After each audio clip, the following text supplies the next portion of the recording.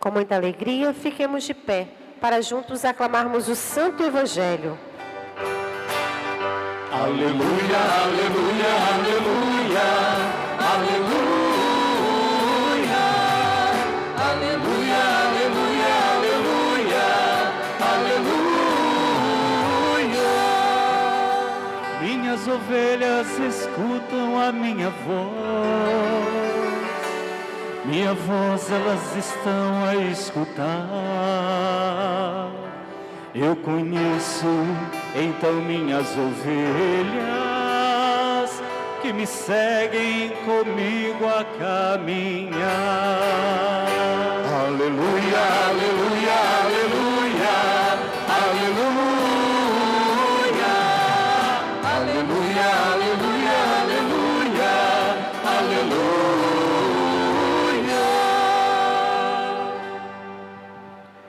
Eram como ovelhas sem pastor. O Senhor esteja convosco. Ele está no meio de nós. Proclamação do Evangelho de Jesus Cristo segundo Marcos. Glória a vós, Senhor. Naquele tempo, os apóstolos reuniram-se com Jesus e contaram tudo o que haviam feito e ensinado. Ele lhes disse: vinde sozinhos para um lugar deserto e descansai um pouco. Havia, de fato, tanta gente chegando e saindo, que não tinham tempo nem para comer. Então foram sozinhos, de barco, para um lugar deserto e afastado. Muitos os viram partir e reconheceram que eram eles. Saindo de todas as cidades, correram a pé e chegaram lá antes deles. Ao desembarcar, Jesus viu uma numerosa multidão e teve compaixão, porque eram como ovelhas sem pastor. Começou, pois, a ensinar-lhes muitas coisas. Palavra da salvação. Glória a vós, Senhor.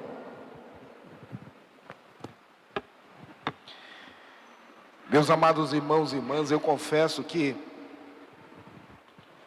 de todas as disciplinas do curso de teologia, na faculdade, as disciplinas de Bíblia eram a que mais me cativavam. Não que as outras não fossem interessantes ou importantes, não, todas elas. Mas eu gostava muito das disciplinas de Bíblia e também da teologia moral. Porque o mundo da Escritura Sagrada, ele nos fascina.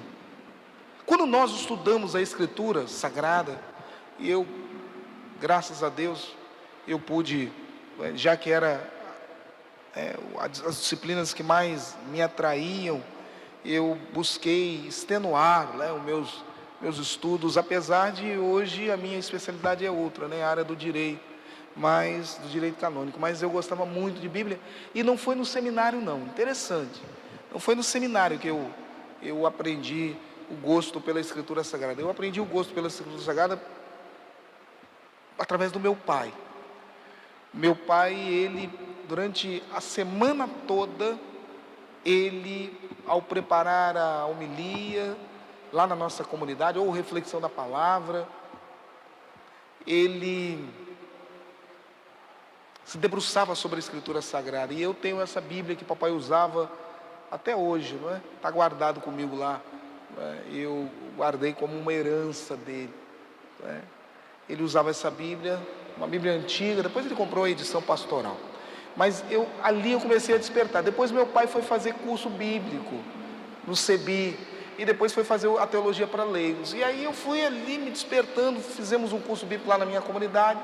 Mas por que eu estou dizendo isso? Porque para conhecer de fato a mensagem de Jesus, é necessário ter um olhar sobre a Escritura Sagrada, ter um entendimento, mínimo que seja. A Escritura Sagrada é fascinante, meu irmão, minha irmã.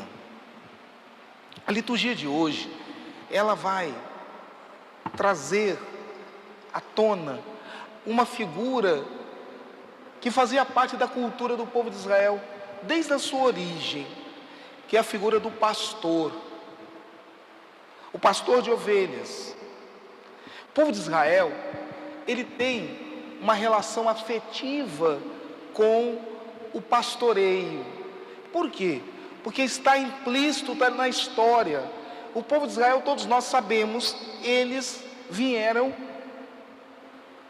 de um homem chamado Abraão, não é?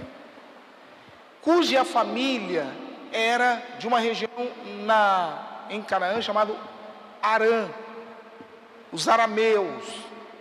Daí a palavra aramaico. Aramaico era a língua que os arameus falavam. Abraão dizia: meu pai era um arameu errante, ou seja, era de Arã. Abraão era de Arã, do povo Arã, do povo arameu, que falava o aramaico, uma das línguas oficiais que Jesus também falava, o aramaico e o hebraico, no Antigo Testamento mais o aramaico, não é? Muito bem, a figura do pastor, ela entra na cultura do povo de Israel, e o povo de Israel acreditava sempre que a autoridade vinha de Deus. Todos aqueles que tinham a responsabilidade sobre alguém, né, a missão de fazer cumprir determinada função, o dever de gerenciar pessoas, de administrar bens, tudo isso vinha de Deus. Então, todas essas pessoas só tinham esta função porque Deus os legitimava. Com isso, qualquer autoridade, qualquer função pública tinha que ter este conceito, não é, divino, ou seja, a autoridade vem de Deus. Inclusive o rei. Qual era a função primeira do rei? Administrar os negócios da corte, do seu reinado? Não, não era isso. Era cuidar do seu povo, em nome de Deus. Para isso que Deus ali o colocou. Cuidar do povo. Foi uma polêmica, na verdade, a monarquia, né? Só ler o capítulo 9 de Juízes. Ninguém queria ser rei, havia um grupo que se opunha. Samuel, por exemplo, não queria um rei.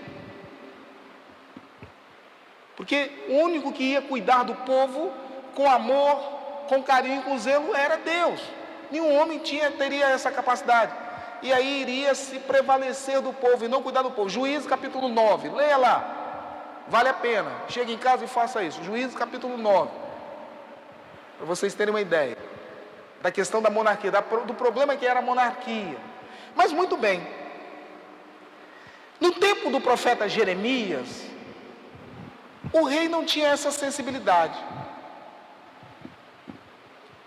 Ele não era um pastor, não tinha o mínimo interesse de cuidar do povo.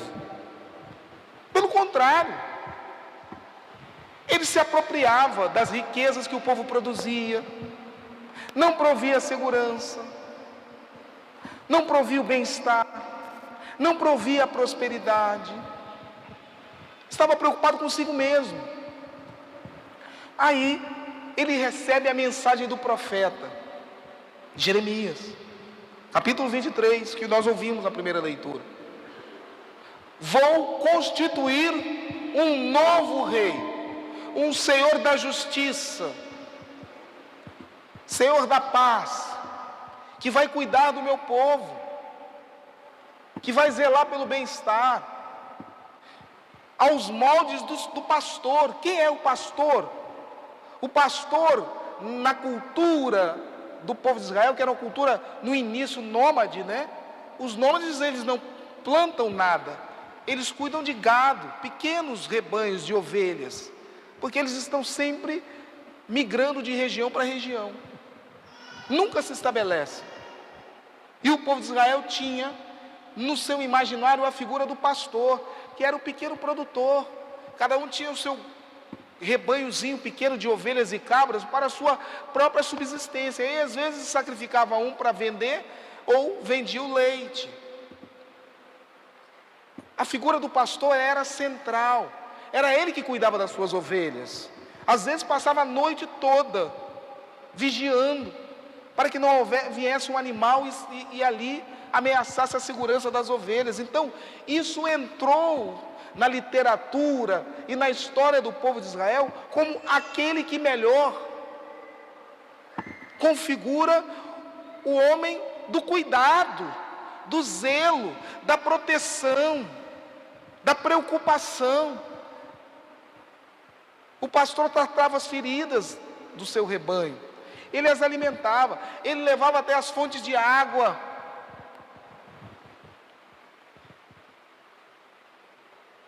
O rei deveria agir da mesma forma. Como não agiu, ele iria ser destronado.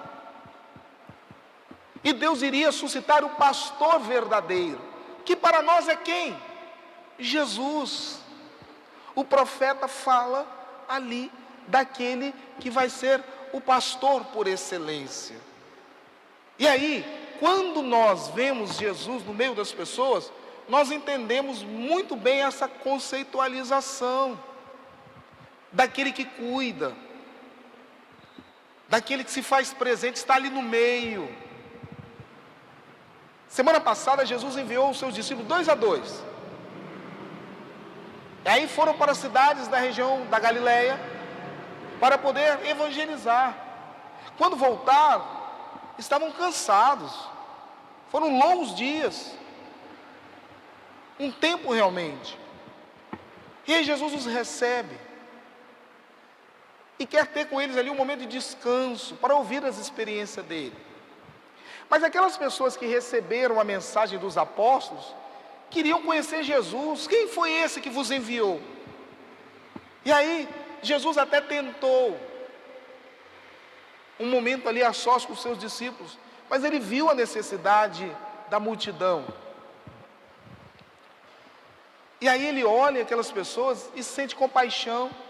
Tem compaixão dessa multidão, que parece ovelhas sem pastores. Ou seja, pessoas que não estão tendo o mínimo de cuidado. Ninguém para ouvi-las. Ninguém para dar atenção. Vejam, ali tem pessoas enfermas, tem idosos, tem crianças com fome. É nesse dia que se dá a multiplicação dos pães, meu irmão, minha irmã. Aí Jesus manda sentar e começa a conversar com eles. Pede um sacrifício aos seus apóstolos, diz assim: eu sei que vocês estão cansados, mas vamos sentar, vamos organizar eles, vamos pregar para eles, vamos ouvi-los. É o pastor. E ele vai passando no meio daquela multidão, ouvindo as pessoas, vendo, conhecendo. De onde vem? Para onde vais? Como é que é a sua vida? O que está sentindo? O que está se passando com você? O que eu posso fazer com você? Eu, meus discípulos. O Pai me enviou para servir. É a figura do pastor, daquele que cuida. E aí você pode estar pensando: nossa, mas ele fazia tudo isso porque ele era Deus. Não, porque o cuidado e o zelo, Jesus faz advindo da sua humanidade, da sua capacidade sensível. Os milagres são intervenções pontuais. Não fazia parte do cotidiano de Jesus, todo dia e toda hora fazer milagre, não. O que Jesus fez ali, qualquer ser humano pode fazer, porque Deus assim nos criou, com essa capacidade da sensibilidade, de criar vínculo, laço com as pessoas, de dispensar atenção. Não há nada de sobrenatural nisso não, meu irmão, minha irmã. O nosso Deus é aquele que vive plenamente a sua humanidade. Ele olha nos olhos das pessoas e vê ali um pouco da sua história. E muitos daqueles que estavam ali estavam sofrendo, extenuados pelo cansaço da vida. Eram mães que muitas vezes não tinham o alimento para dar para o filho. Eram esposas que muitas vezes recebiam o desprezo do marido. Eram homens que já não tinham mais a atenção dos filhos. Eram idosos que ninguém mais zelava por eles. Eram crianças abandonadas, doentes. Eram pessoas muitas vezes também com condições, com posses, mas que tinha um vazio no seu ser, um espaço para ser preenchido com o amor de Deus. Várias pessoas. E quando viram que Jesus oferecia aquilo que o rei não oferecia, que os sacerdotes não dispunham, eles começaram a se apaixonar pelo Senhor. Por isso que quando Jesus ia nas vilas, as pessoas abriam as portas das casas para eles. Alguns fechavam, mas uma boa parte dizia: porque Ele me ouviu, porque Ele me acolheu. Por isso que Jesus encarna esta figura de um pastor que se preocupa com as pessoas. E Ele sabe que as pessoas têm as suas necessidades afetivas, psíquicas. Olha, independente da condição, nós podemos estar vivendo momentos maravilhosos, podemos ter toda uma segurança de bens, uma situação financeira, até mesmo uma boa saúde, mas se não houver o sentimento das pessoas na nossa vida, se nós não nos sentirmos amados, queridos pelas pessoas, meu irmão, nós vamos adoecendo. Sabe por quê? Porque faz parte da nossa constituição o afeto, a necessidade de atenção, de cuidado, o carinho das pessoas, a relação no dia a dia. Quando ninguém percebe você, a sua importância, a gente vai perdendo o sentido, o elan da vida. Quando ninguém pergunta: puxa, eu adoeci, a minha comunidade não ficou nem sabendo, ninguém foi lá me visitar. Aí a pessoa vai fazendo aquela reflexão: poxa, eu não sou nada então, e ninguém se preocupa comigo. Não recebi uma ligação do meu filho, da minha irmã, da minha filha, aquele meu irmão da igreja que sempre vê lá. Ninguém ficou sabendo que eu estou enfermo, que eu estou doente. Quem sou eu então? As pessoas não... Sabe, isso vai adoecendo o coração das pessoas, sabe? Isso vai adoecendo.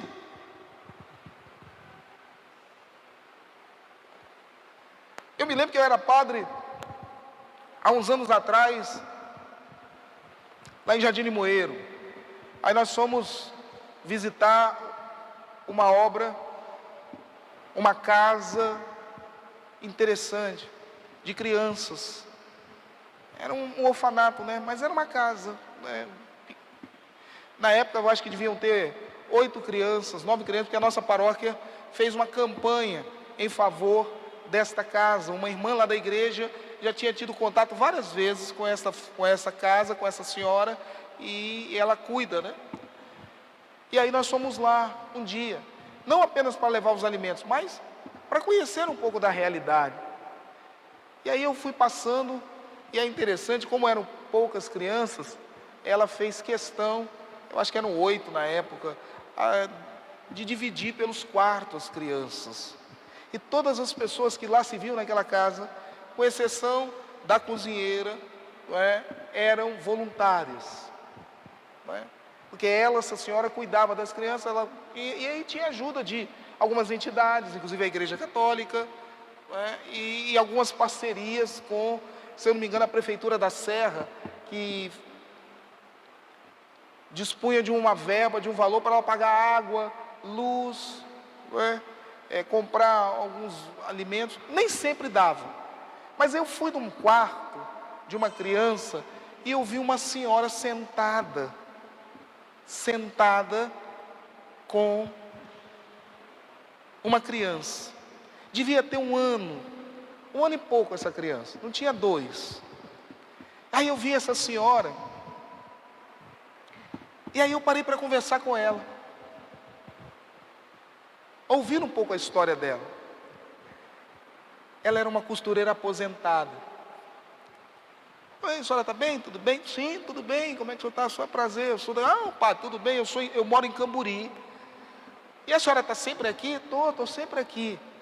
Não é? O bairro é Manuel Plaza, ali perto do terminal de Carapina. Aí ela dizia assim: a senhora toda, eu ajudo aqui, todo sábado eu estou aqui, padre, todo sábado, essas roupinhas das crianças, eu que faço. É mesmo, tem mais de ano, padre, que eu estou aqui, e eu estou com essa menininha aqui, eu estou aguardando o processo de adoção. Essa menininha chegou para nós aqui, padre, na casa, com 13 meses de vida, 3 meses, sim.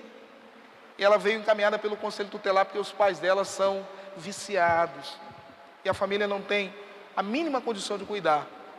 Aí eu sou a cuidadora dela, não é? Então ela já está conosco há um ano, acho que era 1 ano e 3 meses, 1 ano e 4 meses, um negócio assim. Mas ela vai para minha casa, eu estou adotando ela. É mesmo? Estou. Mas eu reparei que ela já era uma senhora de idade. Aí, a senhora mesmo, meu esposo é apaixonado por ela, padre. Eu passo a tardezinha aqui, mas agora é mesmo, olha, a bolsinha dela eu já fiz, ela vai para casa, fica lá em casa, na segunda-feira eu trago ela até o juiz, me liberar para que eu possa levá-la em definitivo. Mas ela passa todo final de semana com a gente. Olha que coisa interessante. Aí ela falou bem assim,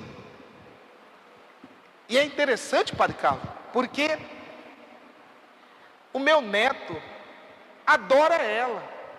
Eu falei, é mesmo? É, o meu neto adora ela. Ai, que bom, tal. Sabe qual é o mais novo dela, qual a idade? Ele tinha 17 anos. Essa senhora já estava beirando os 70. Aquela mulher com quase 70 anos ia levar para casa, ia cuidar como filha uma criança que não tinha 2 anos. Ela já tinha criado todos os filhos.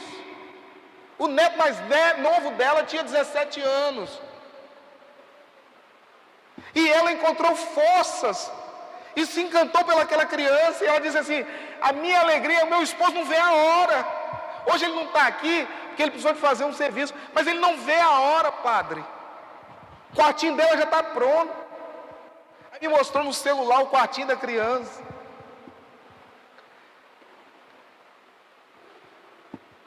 Sabe, meus amados irmãos e irmãs, eu nem perguntei se aquela mulher era católica,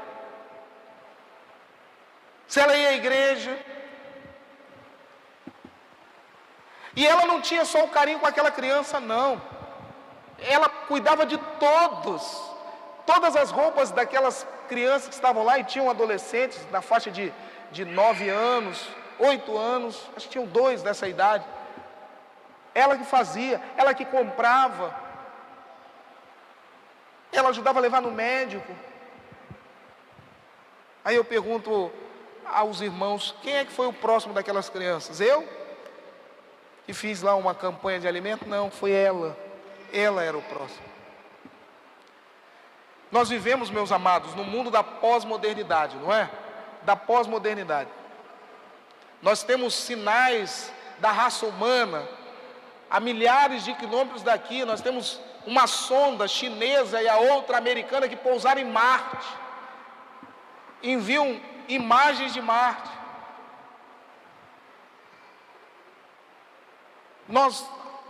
A humanidade descobriu em menos de 1 ano a vacina do Covid. Graças a Deus, eu acho que uma grande parte aqui já está imunizada. Agradeço a Deus a oportunidade que Ele me deu.